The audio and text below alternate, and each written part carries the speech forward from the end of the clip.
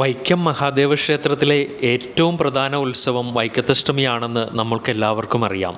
വൃശ്ചിക മാസത്തിലെ അഷ്ടമി ദിവസമാണ് വൈക്കത്തഷ്ടമിയായി ആഘോഷിക്കുന്നത്. വൈക്കത്തഷ്ടമി പോലെ തന്നെ പ്രാധാന്യമാർന്ന മറ്റൊരു ഉത്സവമാണ് കുംഭാഷ്ടമി അല്ലെങ്കിൽ കിഴക്കോട്ടഷ്ടമി.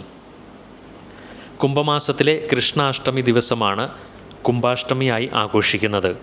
ഉദയനാപുരത്തപ്പനും വൈക്കത്തപ്പനും ക്ഷേത്രത്തിൻ്റെ കിഴക്കുഭാഗത്തുള്ള ദേശങ്ങളിലേക്ക് എഴുന്നള്ളുന്ന ഉത്സവമായതിനാൽ ഇതിനെ കിഴക്കോട്ടഷ്ടമി എന്നും വിളിച്ചു വരാറുണ്ട്.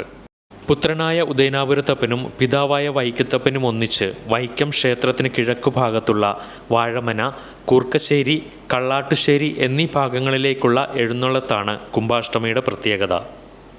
കാലങ്ങൾക്ക് മുമ്പ് ഈ ഭാഗങ്ങളിലെ ഭൂമിയെല്ലാം വൈക്കത്തപ്പൻ്റേതായിരുന്നു എന്നും വർഷത്തിലൊരിക്കൽ ഈ ഭൂമിയും അവിടുത്തെ കൃഷികളും കാണുന്നതിനായി വൈക്കത്തപ്പൻ പുത്രനും ഒന്നിച്ചെഴുന്നള്ളുന്നു എന്നുമാണ് വിശ്വാസം.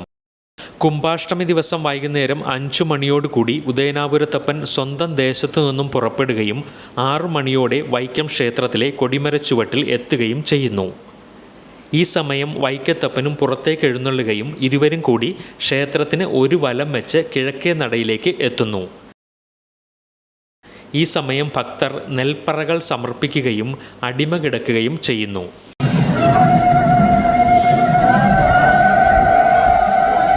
കിഴക്കേ ഗോപുരം കടന്ന് വൈക്കത്തപ്പനും ഉദയനാപുരത്തപ്പനും കിഴക്കേ ദേശ അതിർത്തിയായ കള്ളാട്ടുശ്ശേരിയിലേക്ക് പുറപ്പെടുന്നു.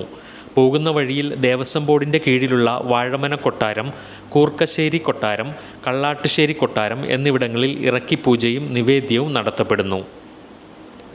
പോകുന്ന വഴിയിലുടനീളം അച്ഛനും മകനും ഊഷ്മളമായ വരവേൽപ്പും നെൽപ്പറകളും നൽകി ഭക്തർ ആദരിക്കുന്നു.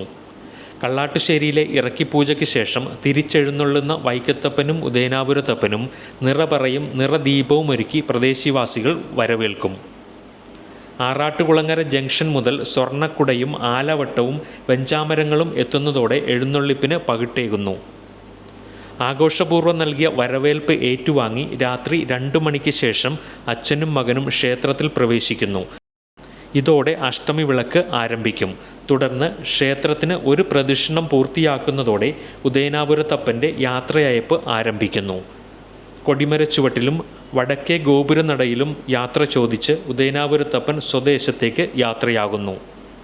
ഉദയനാപുരം ക്ഷേത്രത്തിൽ ഉദയനാപുരത്തപ്പൻ എത്തുന്നതോടെ കുംഭാഷ്ടമിയുടെ ചടങ്ങുകൾക്ക് സമാപനമാകുന്നു.